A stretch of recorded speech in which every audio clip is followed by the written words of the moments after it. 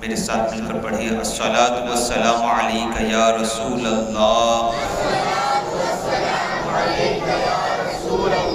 الصلاۃ والسلام علیک یا حبیب اللہ،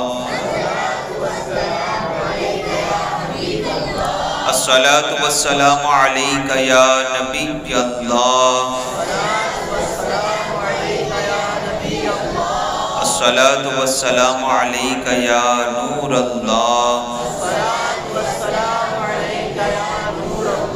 صلی اللہ تعالی علیہ وسلم۔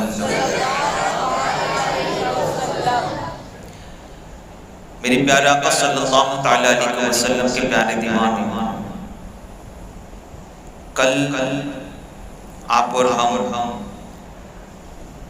قصیدہ غوثیہ کا پہلا شعر جس کی ہم نے مختصر سے تشریح سماعت کی، مگر اسی میں حضرت منصور حلاج رحمۃ اللہ تعالی علیہ کا ذکر نکلا، تو سوچا انہی کے تعلق سے بھی کچھ باتیں آپ تک پہنچا دی جائے، اس لیے کہ غوث پاک نے ان کے بارے میں فرمایا ہے۔ میرے غوث پاک فرماتے ہیں سقال الحب کا ساتھ الوصال، پلانے والا مجھے محبت کے جام پلاتا جا رہا تھا، اور میں پی کر تھکتا نہیں تھا، بلکہ یوں کہتا تھا فقلت، میں کہتا تھا لخمرتی نحو تعالی، اے ساقی مجھے مزید جام پلاتے جا۔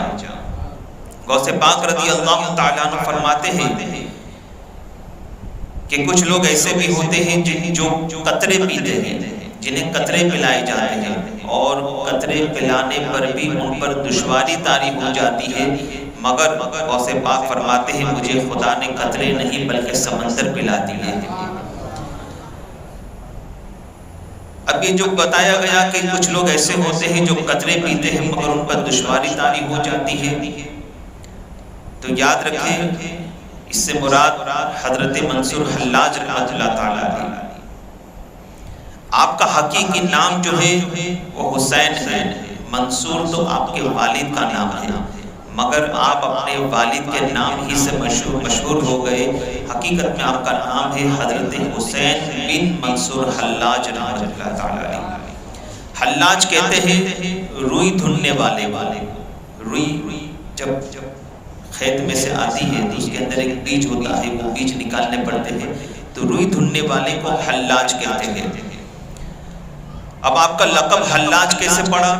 حالانکہ یہ کام آپ کا نہیں تھا، مگر ایک مرتبہ آپ کا ایک دوست جو روئی دھلنے کا کام کرتا تھا، نماز کا وقت ہو گیا، اس نے نماز نہیں پڑھی۔ حضرت منصور حلاج رحمۃ اللہ تعالیٰ علیہ اس کے پاس آئے، کہا نماز نہیں پڑھی؟ کہا یہ کام لے کر بیٹھا ہوں، ارجنٹ مال دینا ہے۔ حالانکہ اس کا تو بہت بڑا ویئر ہاؤس تھا، بہت بڑا گودام تھا روئی کا، پورا گودام روئی سے بھرا ہوا تھا۔ اب جو مختصر سے کوانٹٹی جس کا آرڈر اس کو آیا تھا، وہ روئی دھن کر اس میں سے بیج نکال کر اس کو مال سپلائی کرنا تھا، تو اس نے کہا کہ نماز کا وقت نہیں ہے، یہ ارجنٹ مال کا آرڈر آیا ہے، روئی دھن کر دینا ہے۔ کہا جا تو نماز پڑھ لے، میں تیرا کام کر دیتا ہوں۔ کہا تو کیسے کر پائے گا؟ کہا میں کر دوں گا، تو نماز پڑھ کے تو آ۔ وہ شخص کہتا ہے سچی میں کام ہو جائے گا میرا؟ کہاں ہو جائے گا۔ اب وہ شخص آپ کا جو ساتھی تھا وہ نماز پڑھنے چلا گیا، تھوڑی دیر کے بعد 10-15 منٹ کے بعد جب وہ واپس آیا تو صرف وہ نہیں، جو کوانٹٹی دینی تھی وہ نہیں، بلکہ گودام میں جتنی روئی پڑی تھی سارے آپ نے دھن لی تھی۔ وہ شخص حیران رہ گیا کہ یار جو کام 3 مہینے کا تھا وہ تم نے صرف 10-15 منٹ میں کیسے کر دیا؟ تو حضرت منصور حلاج کے جواب پر قربان کہ میرے رب کا وعدہ ہے کہ تم میرا کام کرو میں تمہارا کام کروں گا، تو یہ اللہ کا کیا ہوا ہے، اس میں میری کوئی بساط نہیں۔ تو اس دن سے آپ کا جس میں یہ واقعہ، یہ کرامت آپ کی مشہور ہوئی، اسی دن سے آپ کا لقب حلاج پڑ گیا، یعنی روئی دھلنے والا۔ آپ نے 63 سال کی 63 سال کی آپ نے عمر شریف پائی، آپ نے 12 سال کی عمر میں قرآن مقدس مکمل حفظ کر لیا۔ آپ کی بہن جو ہے وہ ولیہ تھی، قرآن حفظ کرنے کے بعد آپ نے حضرت سعد بن عبداللہ تشتری رحمۃ اللہ تعالی علیہ کے پاس علم حاصل کیا، پھر 16 سال کی عمر میں بغداد شریف چلے گئے اور وہاں حضرت جنید بغدادی رحمۃ اللہ تعالی علیہ سے علم حاصل کیا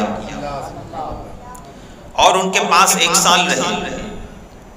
پہلے عبداللہ تشتری کے پاس رہے، پھر حضرت جنید بغدادی کے پاس چلے گئے، وہاں پر بھی 1 سال رہے اور اس کے بعد سیر و سیاحت میں لگ گئے.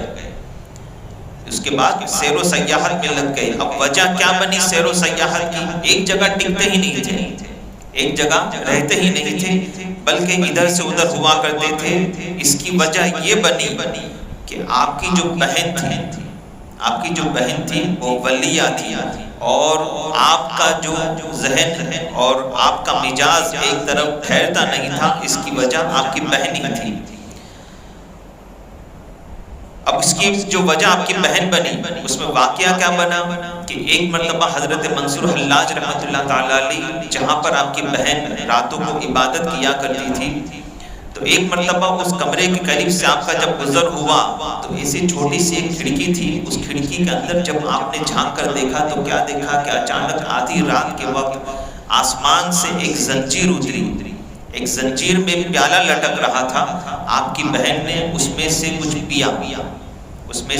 پیا اور جب پی کر سیراب ہو گئی تو واپس انہوں نے پیالہ لٹکا دیا اور وہ زنجیر سمیت پیالہ آسمانوں کی طرف غائب ہو گیا. منصور حلاج رحمۃ اللہ تعالی علیہ نے جب دیکھا تو متعجب ہوئے، کہنے لگے کہ کل بھی اگر یہ واقعہ پیش آیا تو میں اپنی بہن کو ضرور پوچھوں گا. واپس اسی وقت رات کے آدھی رات کے وقت آپ وہیں پر آ کر کھڑے ہو گئے. آپ نے دیکھا کہ معمول کے مطابق آج بھی آسمان سے زنجیر اتری، پیالہ لٹک رہا تھا، آپ کی بہن اس میں سے پینے لگی.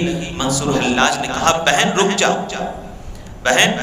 جا، یہ جو تو پی رہی ہے مجھے بھی اس میں سے کچھ پلا دے. یہ جو تو پی رہی ہے مجھے بھی اس میں سے کچھ پلا دے. بہن کہتی ہے کہ بھائی پلا تو دوں گی مگر کیا ہضم کر پاؤ گے؟ پلا تو دوں گی، ہضم کر پاؤ گے؟ کہا کیوں نہیں ہضم کر پاؤں گا، جس ماں کی تو اولاد ہے وہی ماں کی میں اولاد ہوں، کیوں نہیں ہضم کر پاؤں گا؟ کہا یہاں رشتہ داری کی بات نہیں ہے، یہاں معرفت کے جام کے بارے میں بات ہو رہی ہے. یہ جو میں پی رہی ہوں یہ خدا کی معرفت کے جام ہے، کیا تم ہضم کر پاؤ گے؟ کہا ہاں ضرور کر پاؤں گا، تھوڑے سے قطرے مجھے دے دو. چند ایک قطرے باقی تھے. منصور حلاج کی ضد پر آپ کی بہن نے وہ چند قطرے ان کو عطا کر دیے. جیسے ہی معرفت کے جام کے چند قطرات پیے، سارے راز آپ پر آشکار ہو گئے، سارے پردے آپ کی آنکھوں سے ہٹا دیے گئے. اب آپ کا دل ایک طرف لگتا ہی نہیں تھا، دل کے اندر ایک اضطرابی کیفیت پیدا ہو گئی. آپ خود کے اندر رہتے ہی نہیں تھے، خودی میں رہتے ہی نہیں تھے، ایک جگہ سکون آتا ہی نہیں تھا. آپ نے جب 270 ہجری میں 26 سال کی عمر میں پہلا حج کیا، 270 ہجری میں 26 سال کی عمر میں پہلا حج کیا، 1 سال تک خانے کعبہ کے قریب بیٹھ کر اعتکاف فرمایا. گویا کہ خانے کعبہ کے مجاور بن کر بیٹھ گئے. 1 سال تک اعتکاف فرمایا اور وہیں پر آپ نے حضرت عمرو بن عثمان مکی رحمۃ اللہ تعالی علیہ کے ہاتھوں پر بیعت کیا. پھر آپ نے 291 ہجری میں 291 ہجری میں دوسرا حج کیا. تب آپ کا بہت شہرہ ہو چکا تھا، آپ بہت فیمس ہو چکے تھے اور آپ کے مریدین کی تعداد بھی بڑھ چکی تھی. مگر چونکہ معرفت کا وہ پیالہ پی چکے تھے، آپ پر ہمیشہ جذب کی کیفیت طاری رہتی. آپ ایک جگہ رکتے ہی نہیں تھے، آپ وہاں سے تشتر چلے گئے، پھر وہاں سے فوراً تشتر چلے گئے. تشتر میں چند دن قیام فرمایا، وہاں سے افغانستان چلے گئے، افغانستان میں چند روز قیام فرمایا، اس کے بعد چائنا چلے گئے، وہاں چند دن قیام فرمایا. تو پھر آپ نے سوچا کہ چلو کفرستان میں جا کر دین کی تبلیغ کرتے ہیں. کفرستان مانے ہندوستان میں جا کر دین کی تبلیغ کرتے ہیں. آپ اس ارادے سے لاہور پہنچے، چونکہ وہ اکھنڈ بھارت تھا، لاہور بھی پہلے ہندوستان میں آتا تھا، تو آپ لاہور تشریف لے گئے. پھر وہاں سے آپ نے 293 ہجری میں واپس آپ بغداد شریف آئے. آپ بغداد ہی کے تھے، واپس اپنے شہر بغداد میں 293 ہجری میں آ گئے. پھر وہاں سے 293 ہجری میں ہی آپ نے تیسرا حج کیا. 293 ہجری میں جب آپ نے تیسرا حج کیا، اب وہاں پر آپ کے ساتھ جو معاملات پیش آئے وہ اس تیسرے حج میں کی جانے والی دعا کی وجہ تھی۔ کل جو میں نے بتایا نا کہ آپ کو سولی پر چڑھا دیا گیا تھا، آپ پر بہت ظلم و تشدد ہوا تھا، تو اس کی وجہ کیا بنی؟ یہ تیسرے حج میں آپ کے ساتھ جو معاملات آئے وہ تیسرے حج میں کی جانے والی دعا کا اثر تھا۔ اب وہ دعا کیا تھی؟ میدان عرفات، حاجی جب میدان عرفات میں جو دعا کرتا ہے، رسول اللہ صلی اللہ علیہ وسلم ارشاد فرماتے ہیں کہ حاجی کی عرفات میں کی جانے والی دعا رد نہیں ہوتی۔ تو میدان عرفات میں جہاں دعا قبول ہوتی ہے وہیں پر کھڑے رہ کر حضرت منصور حلاج دعا کرتے ہیں۔ الفاظ سنو دعا کے، کہتے ہیں اے خدائے برتر و بزرگ، مجھے اس سے زیادہ بے نوا اور حاجت مند بنا دے جیسا کہ میں نظر آتا ہوں، مجھے اس سے بھی زیادہ حاجت مند بنا دے جیسا کہ میں نظر آتا ہوں، اور اے ساری کائنات کو پیدا کرنے والے خدا، تو مجھے رسوا کر دے تاکہ لوگ مجھ پر لعنت بھیجے۔ اے میرے رب، لوگوں کو مجھ سے بیزار کر دے، لوگ میری پناہ مانگنے لگے، مجھ سے پناہ مانگنے لگے، لوگوں کو مجھ سے بیزار کر دے۔ اب یہ سب دعا کیوں کی آپ نے؟ کیا وجہ تھی؟ اللہ تعالیٰ سے دعا کرتے ہیں کہ مجھے اس سے زیادہ حاجت مند کر دے، مجھے کائنات میں رسوا کر دے تاکہ لوگ مجھ پر لعنت بھیجے اور لوگوں کو مجھ سے بیزار کر دے، اس لیے کہ اس کے بعد شکر کے جو الفاظ میری زبان سے نکلے مولا وہ صرف تیرے لیے ہو۔ اس کے بعد شکر کے جو الفاظ میری زبان سے نکلے اے اللہ وہ صرف تیرے لیے ہو۔ اب آپ کی یہ دعا قبول ہو گئی۔ جب واپس بغداد شریف آئے، اب وہ لوگ جو آپ کی کرامت دیکھ کر آپ کے قریب ہوتے تھے وہ جادو کا نام دینے لگے اور کہنے لگے کہ ہندوستان اسی لیے گیا تھا منصور تاکہ معاذ اللہ وہ جادو سیکھ سکے، شوکدہ بازی سیکھ سکے۔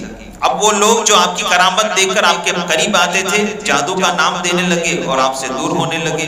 روز بروز آپ کے خلاف لوگوں کے اندر نفرتیں بڑھنے لگی۔ مقتدر باللہ جو اس زمانے کا گورنر تھا، اس کا وزیر حامد بن عباس جو سب سے بڑا عیاش تھا، آپ کا بہت بڑا دشمن بنا حامد بن عباس۔ روز آپ کو تنگ کرتا، کوئی نہ کوئی الزام لگاتا تاکہ آپ کوئی جملہ بولے اور انہیں گرفتار کر کے قتل کروا دیا جائے۔ آپ پر ایک مرتبہ اس ظالم نے یہ الزام لگایا کہ آپ خدائی کا دعویٰ کرتے ہیں مگر آپ خاموش رہے۔ خدائی کا دعویٰ، اس کی دلیل کیا بنی کہ آپ انا الحق کا نعرہ لگاتے تھے۔ اب یہ انا الحق کے نعرے کی حقیقت کیا تھی؟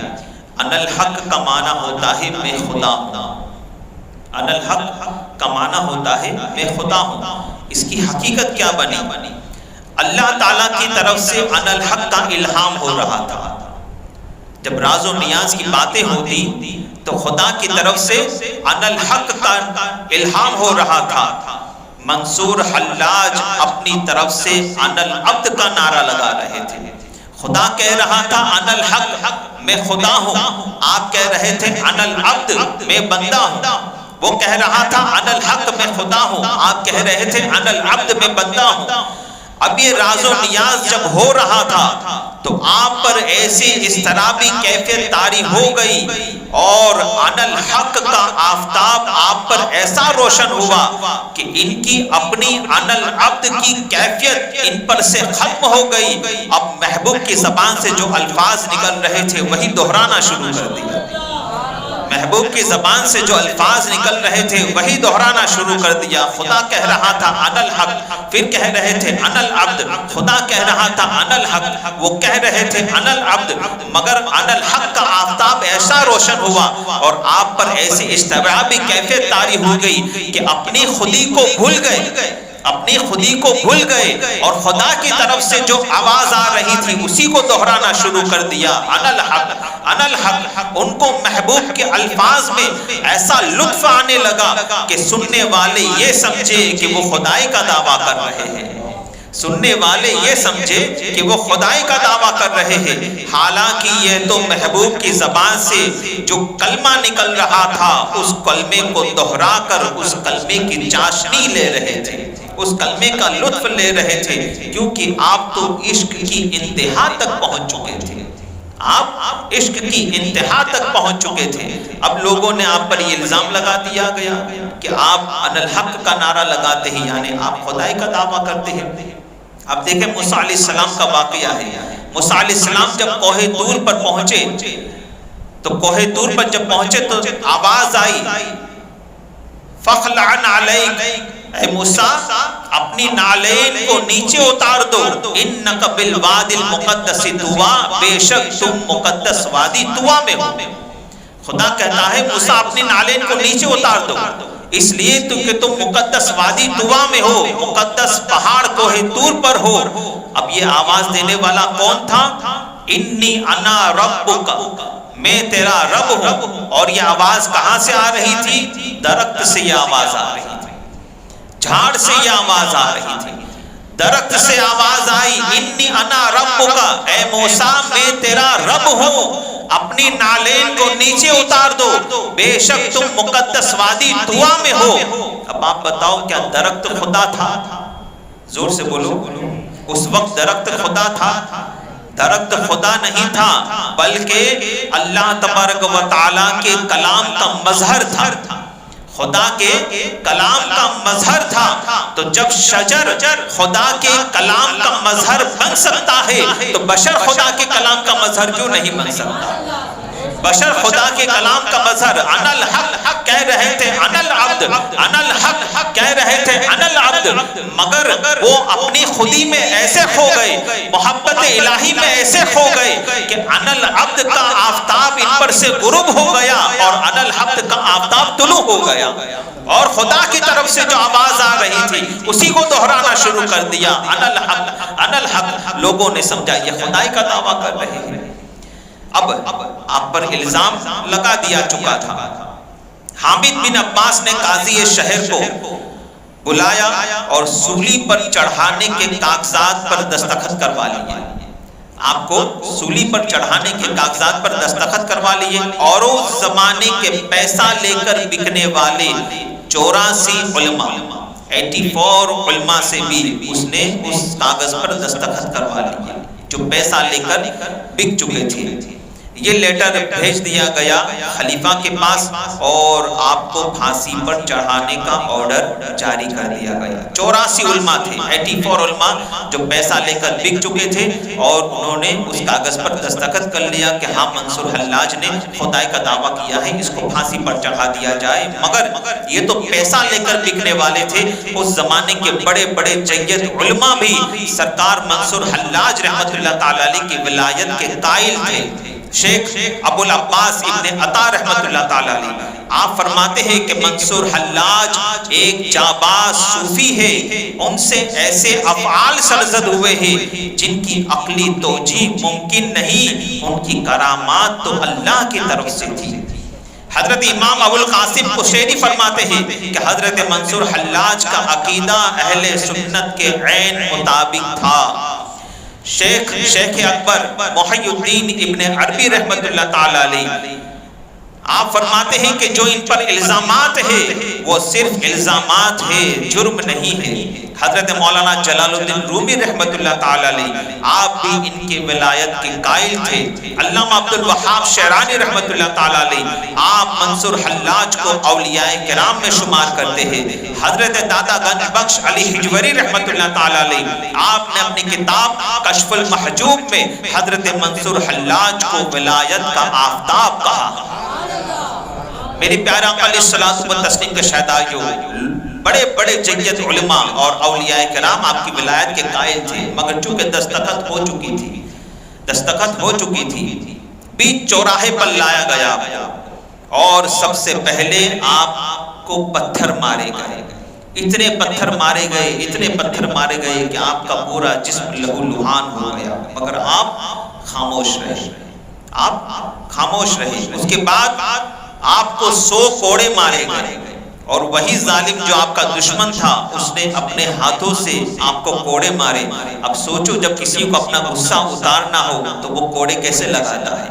ایک ایک کوڑا ایسا مارا گیا آپ کو کہ آپ کے جسم میں جب کوڑا لگتا تھا تو واپس جب کوڑا آتا تھا تو آپ کی چمڑی لے کر آتا تھا، آپ کی کھال لے کر آتا تھا۔ ایسے 100 کوڑے مارے گئے مگر ہر کوڑے پر احد احد احد کا نعرہ لگا رہے تھے۔ پھر بھی آپ کوڑے لگاتے رہے وہ لوگ، مگر آپ نے کچھ نہیں کہا۔ اب سولی کی طرف لے جایا گیا، آپ کو سولی کی طرف لے جایا گیا۔ تو جب سولی پر لے جانے لگے تو وہی ظالم جو حامد بن عباس تھا اس نے کہا کہ ٹھہرو۔ جب آپ کو سولی پر لے جایا گیا تو وہ آیا، تلوار نکالی اور آپ کا سیدھا ہاتھ اپنے جسم سے جدا کر دیا، آپ کا ہاتھ کاٹ دیا۔ جب اس پر بھی بس نہ ہوا تو اس نے آپ کا الٹا ہاتھ بھی کاٹ دیا، آپ کے دونوں ہاتھ شہید کر دیے۔ اور اس کے بعد جلاد کو کہا اب ان کو پھانسی پر لٹکا دو۔ جب پھانسی کا پھندا آپ کے گلے میں ڈال دیا گیا اس پر بھی اس ظالم نے بس نہ کیا، کہا ٹھہرو۔ اس کے بعد ظالم نے آپ کے دونوں پیر بھی کاٹ دیے، آپ کے دونوں پیر بھی کاٹ دیے اور کہا اب سولی پر چڑھا دو۔ سولی پر چڑھا دیے گئے۔ جب آپ کا انتقال ہو گیا، وصال ہو گیا، اس کے بعد بھی ظالم نے بس نہ کیا، سولی پر چڑھ جانے کے بعد بھی آپ کا سر آپ کے تن سے جدا کر دیا، آپ کا سر آپ کے تن سے جدا کر دیا۔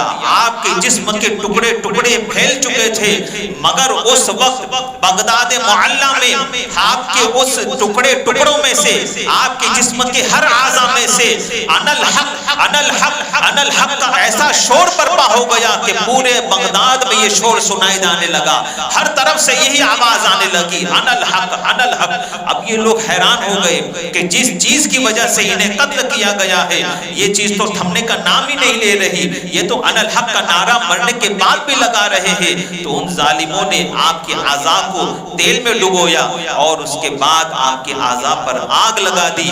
میرے پیارے آقا علیہ الصلوۃ والتسلیم کے شہدائیوں، اور اس کے بعد آپ کے اعضاء کو آگ لگانے کے بعد جب خاک ہو گئے، آپ کا جسم جب خاک ہو گیا، اس خاک کو اٹھا کر دریائے دجلہ میں ڈال دیا۔ ان ظالموں نے دریائے دجلہ میں ڈال دیا۔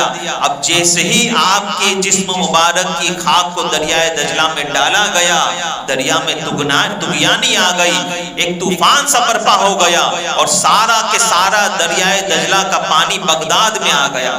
ایسا لگ رہا تھا کہ ان قریب بغداد ڈوب جائے گا۔ ایسے میں آپ کا ایک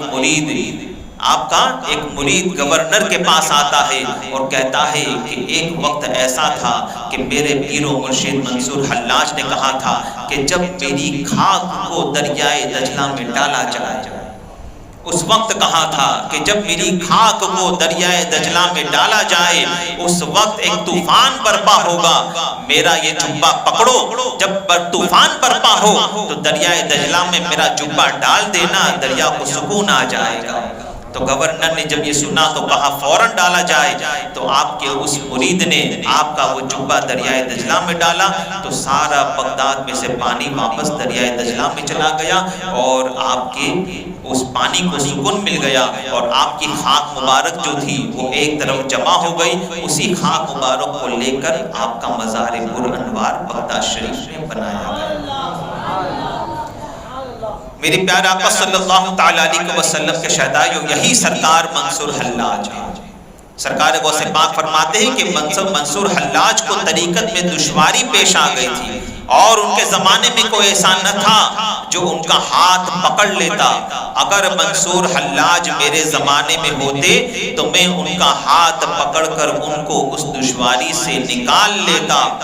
صرف اپنی بہن سے معرفت کے چند قطرے پی لیے، اور فرمائیے آپ، صرف اپنی بہن سے معرفت کے چند قطرے پی لیے تھے تو ان کا یہ حال ہو گیا تھا۔ مگر قربان میرے پیر دستگیر پر فرماتے ہیں کہ دوسروں کو تو قطرے پلائے جاتے ہیں، مجھے خدا نے پورے دریا پلا دیے ہیں۔ تو چند قطروں پر یہ حال ہوتا ہے، تو دریا پینے پر میرے پیر دستگیر کا مرتبے کا اندازہ آپ لگا لیجئے۔ اور یہ معرفت کے سمندر کس بنیاد پر پلائے جاتے ہیں؟ تو فرماتے ہیں سقان الحب، مصطفیٰ کی محبت کی بنیاد پر یہ معرفت کے جام پلائے جاتے ہیں۔ سقان الحب کا سات الوصال، پلانے والا مجھے محبت کے جام پلائے جا رہا تھا، اور میرا عالم یہ تھا کہ میں معرفت کے جام پی کر تھکتا نہیں تھا۔ فقلتو، میں کہتا تھا، لِخَمْرَتِ نَحْوِ التَّعَالِي، میں نے اپنی شراب سے کہا اور دوڑ کر میری طرف آ، اور دوڑ کر میری طرف آ۔ اور شراب معرفت پینے کے بعد بڑے پیر دستگیر کا عالم کیا ہوا؟ تو آگے فرماتے ہیں سعد ومشد لنحو فی کؤوس فہمت بسکرتی بین الموالی، فرماتے ہیں سعد ومشد، وہ شراب دوڑ کر میری طرف آنے لگی، سعد ومشد، وہ شراب دوڑ کر میری طرف آنے لگی، لنحوی، میری جانب، فی کؤوس، پیالوں کے اندر، فہمت بسکرتی بین الموالی، جب شراب دوڑ کر پیالوں میں بھر بھر کر آپ کی طرف آنے لگی تو آپ کا عالم کیا ہوا؟ تو فرماتے ہیں فہمت بسکرتی بین الموالی، پھر میں اپنے اولیاء کے جھرمٹ میں جھومنے لگا، میں اپنے اولیاء کے جھرمٹ میں جھومنے لگا۔ میری پیارا آقا صلی اللہ تعالیٰ علیہ وسلم کے شہدائیوں، بس یہی گزارشات تھی۔ اللہ تبارک و تعالیٰ ہمیں اور آپ کو سرکار غوث پاک رضی اللہ تعالیٰ عنہ سے سچی پکی محبت عطا فرمائے، غوث پاک رضی اللہ تعالیٰ عنہ کے فیضان سے ہمیں مالا مال فرمائے۔ السلام علیکم ورحمۃ اللہ وبرکاتہ۔